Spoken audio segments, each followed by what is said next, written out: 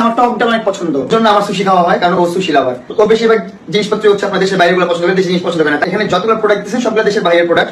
নতুন বউকে নিয়ে নতুন ব্যবসা শুরু করে দিল আলোচিত টিকটকার প্রিন্স মামুন। বিস্তারিত দেখুন আজকের ভিডিওতে। হচ্ছে মোহনার অনেক ফেভারিট। দাদু কোথায়?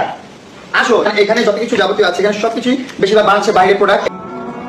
দর্শক, যেই কথা সেই কাজ হয়েই গেল। প্রিন্স মামুন তার বউকে নিয়ে অনলাইনের মধ্যে শুরু করে দিয়েছে নতুন ব্যবসা। হ্যাঁ দর্শক, এই ব্যবসাটার জন্যই কিন্তু লাইলা প্রিন্স মামুনের পক্ষ হয়েছিল। লাইলা প্রিন্স মামুনের সঙ্গে এতদিন থেকে ভিডিও করছিল, কিন্তু লাইলা এখন সেখানে নেই, সেখানে অন্য একটা মহিলা এসে হাজির হয়ে গেছে।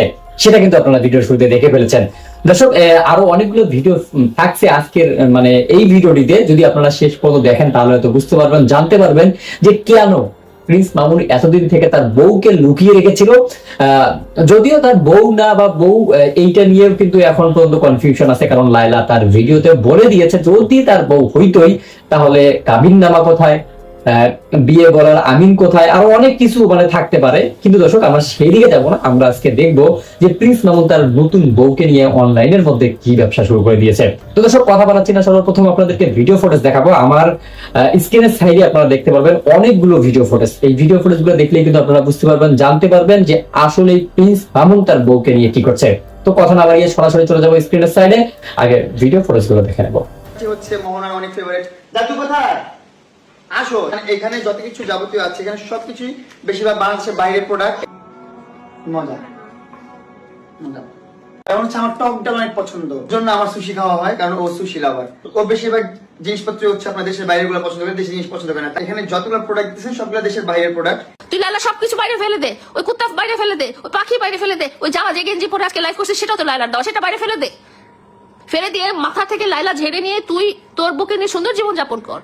তুই এমন কোন জায়গায় যা যেখানে লাইলার কোনো স্মৃতি নাই। তোর ঘুরে ফিরে ওইসব জায়গাতে কেন যে লাইলাকে দেখায় ভিডিও পোস্ট করতে হবে? তুই বউকে জড়ায় ধরেই থাকবি, তুই বউকে নিয়ে বিছানায় ঘুমাবি, এটা সবাই জানে যে বউকে নিয়ে মানুষ কি করে। কিন্তু সেটা কেন তোকে লাইলাকে দেখানোর উদ্দেশ্যে তোর পেজে ছাপাইতে হবে? ভালো ব্যাকগ্রাউন্ড থেকে বিলং করে এত চিপ আচরণ কিভাবে করেন? আল্লাহ আপনাকে হেদায়েত করুক।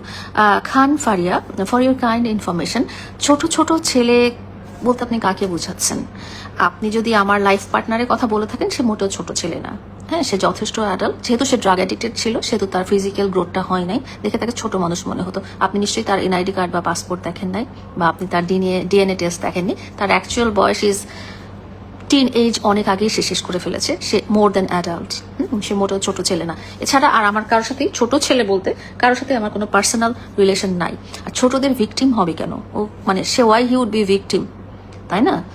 কোনো অ্যাডাল্ট মানুষ কারোর সাথে রিলেশন করতে গেলে সেখানে ভিকটিমের কিছু নাই।